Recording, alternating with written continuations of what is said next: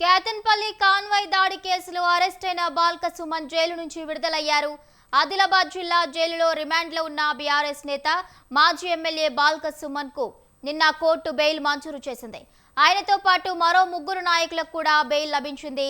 చెన్నూరు కోర్టులో పీటీ వారెంట్పై విచారణ అనంతరం బెయిలబుల్ అఫెన్స్ కావడంతో ఆయన విడుదలయ్యారు. ఇదే అంశానికి సంబంధించిన పూర్తి అప్డేట్స్ మా ప్రతినిధి సవీన్ అందిస్తారు.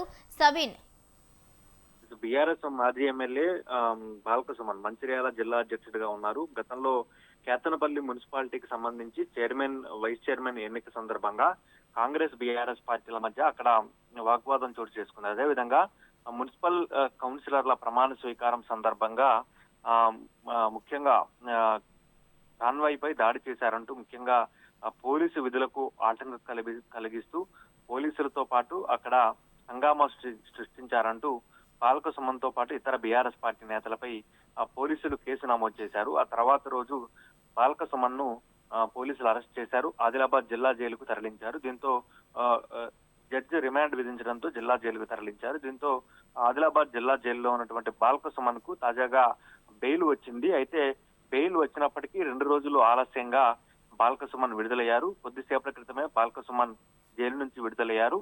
వరుసగా 2 రోజులు బెయిల్ వచ్చిన రోజు సాయంత్రం రాత్రి కావడంతో ఆలస్యమైంది. నిన్న పబ్లిక్ హాలిడే కావడంతో విడుదలకు సాధ్యం కాలేదు. దీంతో ఈ రోజు ఉదయం బాల్క సుమన్ జిల్లా జైలు నుంచి విడుదలయ్యారు.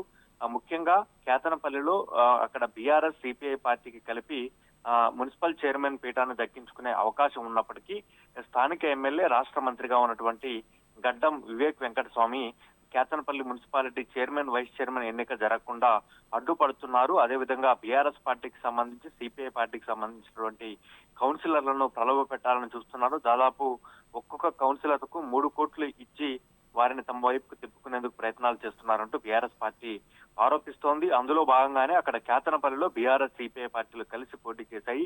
2 పార్టీలకు కలిపి 14 మంది కౌన్సిలర్లు ఉన్నారు. అదేవిధంగా గడ్డం వివేక్, అతని కుమారుడు పెద్దపల్లి ఎంపీ గడ్డం వంశీకృష్ణ ఇద్దరి ఎక్స్ అఫీషియో ఓట్లు కలిపిన కాంగ్రెస్ పార్టీకి 10 ఓట్లు మాత్రమే అవుతున్నాయి. అయినా Kethanapalli municipal chairman, vice chairman పీఠాన్ని దక్కించుకోవడానికి ప్రయత్నాలు చేస్తున్నారంటూ బీఆర్ఎస్ పార్టీ ఆరోపిస్తోంది. కౌన్సిలర్ల ప్రమాణ స్వీకారం సందర్భంగా కేతనపల్లి మున్సిపల్ కౌన్సిల్ ఆఫీస్ వద్ద చోటు చేసుకున్నటువంటి ఈ పరిణామాల నేపథ్యంలోనే బాల్క సుమన్ తో పాటు ఇతర బీఆర్ఎస్ పార్టీ నేతలపై పలు సెక్షన్ల కింద కేసులు నమోదు చేసి పోలీసులు బాల్క సుమన్ ను రిమాండ్ కు తరలించారు. ఈ నేపథ్యంలోనే బాల్క సుమన్ విడుదల కావడం పట్ల బీఆర్ఎస్ పార్టీ నాయకులు హర్షం వ్యక్తం చేస్తున్న పరిస్థితి కనబడుతోంది. ప్రధానంగా కేతనపల్లికి సంబంధించి మున్సిపల్ చైర్మన్, వైస్ చైర్మన్ ఎన్నికను పారదర్శకంగా నిర్వహించాలి.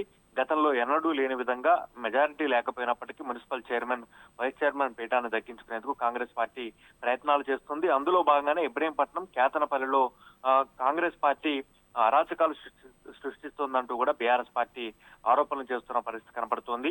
ఇబ్రహీంపట్నంలో కూడా చైర్మన్ ఎన్నిక జరిగిన తర్వాత కోర్టు తీర్పు పేరుతో అధికారికంగా ప్రకటించకుండా అడ్డు తగిలారు. అదేవిధంగా వైస్ చైర్మన్ ఎన్నిక పూర్తి చేయలేదు. దీనిపై హైకోర్టును ఆశ్రయించారు. హైకోర్టు తీర్పు మేరకు వారంలోపు మళ్లీ తిరిగి ఎన్నిక జరగబోతోంది. కేతనపల్లిలో కూడా త్వరగానే ఎన్నికలు జరిపి చైర్మన్, వైస్ చైర్మన్ ను ప్రకటించాలంటూ కూడా బీఆర్ఎస్ పార్టీ డిమాండ్ చేస్తోంది. మున్సిపల్ ఎన్నికల సందర్భంగా చోటు చేసుకున్నటువంటి ఘర్షణల ఆధారంగానే మాజీ ఎమ్మెల్యే బాల్క సుమన్ ను అరెస్ట్ చేసి రిమాండ్ కు తరలించిన పరిస్థితి నెలకొంది. Right, thank you సవిన్, thank you for the updates.